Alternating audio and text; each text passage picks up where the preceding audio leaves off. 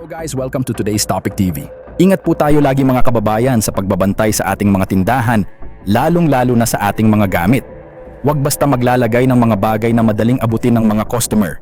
Dahil dito sa Binangonan Public Market, isang tindahan na naman ang nabiktima ng kawatan na nagkunwaring buyer. Sa video ay makikita ang babaeng ito na napatigil sa isang pwesto ng tindahan na tila may hinahanap.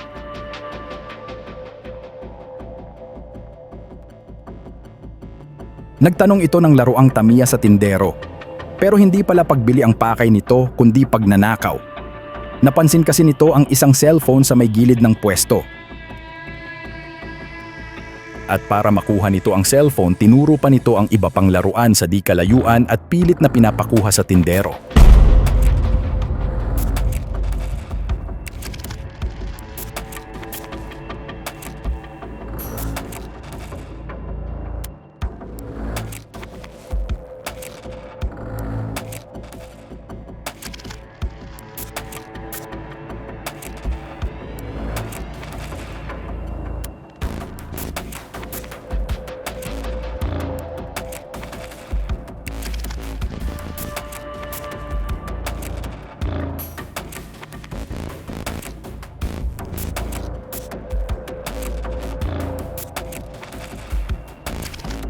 Hanggang sa tumayo na ang tindero sa kanyang inuupuan.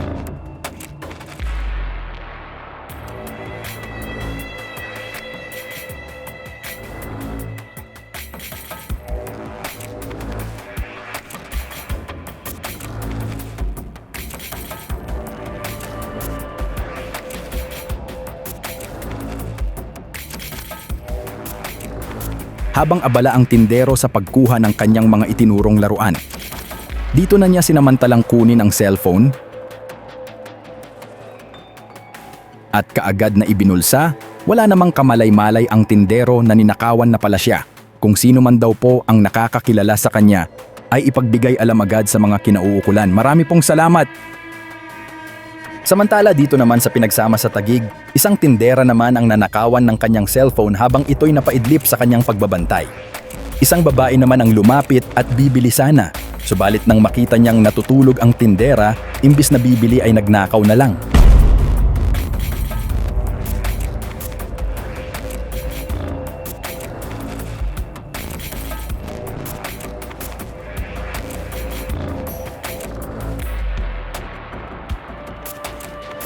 Dahan-dahan nitong tinangay ang cellphone ng tindera sa kanyang tabi at dali-daling tumakbo palayo ang kawatan.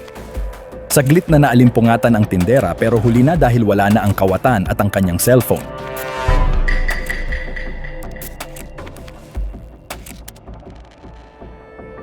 Isang magnanakaw naman ang nahuli ng taong bayan. At dahil itong si Utoy ay galit na galit at gustong makaganti, pinormahan niya ito at binigyan ng isang malakas na suntok. Subalit ang kanyang suntok ay di man lang naramdaman ng kawatan maging ang mga tao sa kanyang paligid. Itong si Utoy hindi pala suntok ang kanyang pinakawalan kundi isang matinding kiliti.